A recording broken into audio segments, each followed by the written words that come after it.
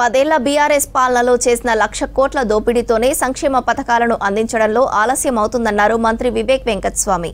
సిద్దిపేట చెక్కుల పంపిణీలో కాంగ్రెస్ హామీలపై మహిళలను మాజీ మంత్రి హరీష్ రావు రెచ్చగొట్టాడని వివేక్ స్పందించి చురకలు అంటించారు.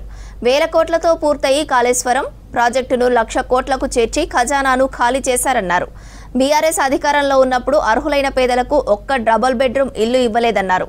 10 ఏళ్లలో ఒక్క రేషన్ కార్డు ఇవ్వని బీఆర్ఎస్ ఇప్పుడు తాము ఇస్తుంటే ఓర్వలేకపోతుందన్నారు. సిద్దిపేట కలెక్టరేట్ కార్యాలయంలో కళ్యాణ లక్ష్మి, షాదీ ముబారక్ చెక్కులను 204 మంది లబ్ధిదారులకు పంపిణీ చేశారు మంత్రి వివేక్.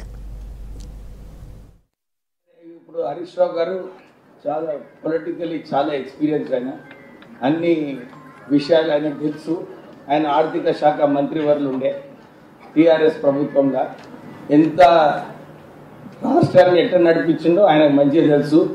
ఎక్కడ ఏ ఏ కార్పొరేషన్ ఏ ఏ సంస్థ ఉన్నదో అన్ని సంస్థలకు వెళ్ళి వారు 10,000 కోట్ల రూపాయలు లోన్ తీసుకోవాలనుకుంటే 1,00,000 కన్నా పైన లోన్ తీసుకున్నాడు ఆయన.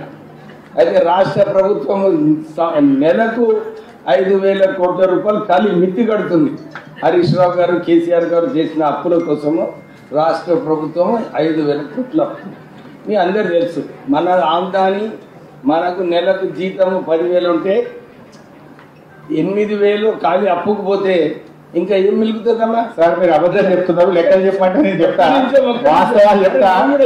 26,000 రేషన్ కార్డు ఇచ్చిందంటే మనకు 10 సంవత్సరాలు రేషన్ కార్డు రాలేదన్నమాటనే కదా. సో ఇవన్నీ కూడా వాస్తవాలు.